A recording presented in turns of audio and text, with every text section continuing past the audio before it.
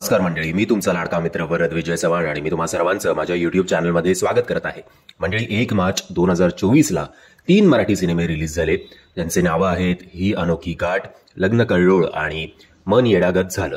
आता या तीनही सिनेमांशी मोठमोठी नावं जोडली गेली होती, तरी सुद्धा हवं तेवढं प्रमोशनच या सिनेमांचं करण्यात आलं नाही.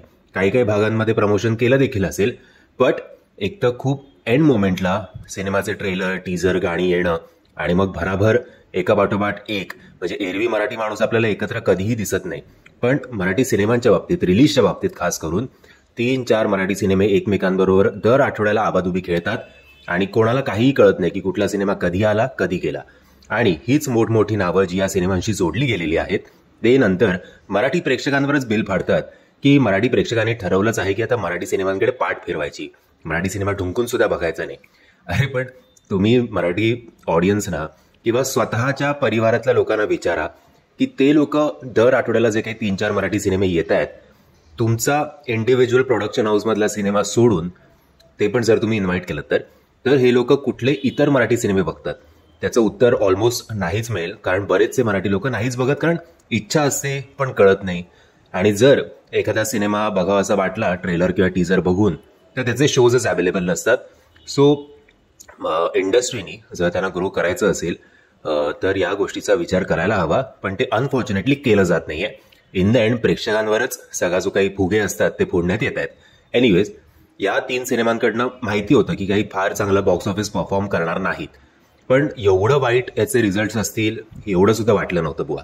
म्हणजे आता मी तुम्हाला साईट्सची नावं सांगतो आधी, नाही तर मला डिरेक्टर आणि प्रोड्युसर कॉल करतात की तुम्ही कुठनं बाबा याची सगळी माहिती मिळवलीत आणि मग डिलीट करा लगेच. म्हणजे एरवी यांचं जेव्हा आपण कौतुक करतो तेव्हा कोणी ढुंकून सुद्धा कॉल करत नाही, डिलीट करायला मात्र सगळे पुढे पुढे पुढे. एवढंच जर त्यांनी स्वतःच्या रिलीज डेट बाबत विचार केला तर जरा चांगलं दिवस येतील. असो, so salchnik.com, atechhunter.com, boxoffice.com, moviehunt.com, film information, movievalue.com या सगळ्या साईट्सच्या नुसार आधी आपण बोलूया की, आणि अजून पण बरेच साईट आहे, तुम्ही गुगल करू शकता, प्रत्येक साईटवर हेच फिगर्स दिसतील. सो मी स्वतःचे फिगर्स मांडतोय अशातला काही भाग नाहीये. आणि मी नेहमी सांगतो की माझे हे जे काही बॉक्स ऑफिस कलेक्शन आहे हे खरं असेल असं धरून चालू नका, कारण मराठी सिनेमाला कुठलाही प्रॉपर ट्रेड अनालिस्ट नाहीये.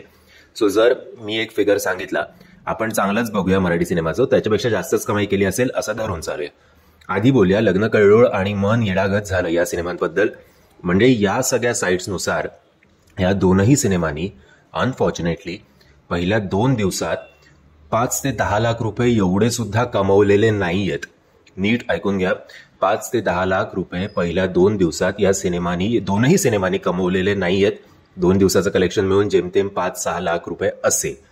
हे मला पण अजून माहिती नाही की एवढी वाईट अवस्था नसावी या दोन्ही सिनेमांची. ऍटलिस्ट लग्न कल्लोळ सिद्धार्थ सरांमुळे काही भागांमध्ये तरी त्याचं जास्त कलेक्शन होईल.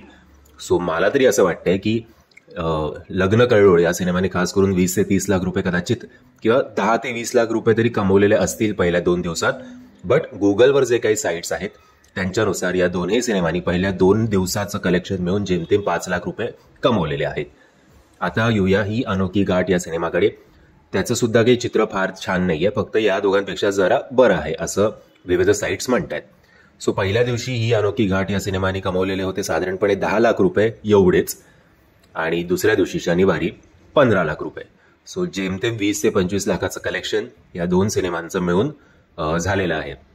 बरं, या 2 सिनेमांची एवढी हाईप नसल्यामुळे आपल्याला प्रॉपर डिटेल्ड कुठेच काही दिसत नाहीये की किती तिकीट सोल्ड झाले होते. बुक माय शोवर जरी तुम्ही बघाल तर एरवी तिकडे असं बुक्ड समजा 1000 तिकीट्स इन लास्ट 1 hour किंवा booked 1 lakh tickets in last 24 hours असं या दोनही सिनेमांचं असं काही फार कलेक्शन दिसत नाहीये, कारण हाईप नाही आहे. सो बुक माय शो पण त्याचे फार एफर्ट्स घेत नाहीयेत. एनिवेज मंडळी, आज आहे रविवार. आज तरी जर तुमचा विचार असेल की 3 मराठी सिनेमा बघा, म्हणून मी हे बॉक्स ऑफिसचे व्हिडिओज बनवतो की मराठी सिनेमा बघूया की नको अशा कन्फ्युज अवस्थेत मराठी प्रेक्षक असतात. सो आज तरी हे बॉक्स ऑफिस कलेक्शन ऐकून तरी मराठी सिनेमाला सपोर्ट करण्यासाठी का होईना, बट या 3 पैकी ऍटलिस्ट एखादा तरी सिनेमा बघा. आणि मी आशा करतो तुम्ही लगेच आता तिकीट बुक केलं असेल. आणि फक्त तिकीट बुक करू नका, तर या चॅनलला सुद्धा सबस्क्राईब करा. आणि जर तुम्हाला हा व्हिडिओ इन्फॉर्मेटिव्ह वाटला असेल तर प्लीज व्हिडिओला लाईक आणि शेअर करा.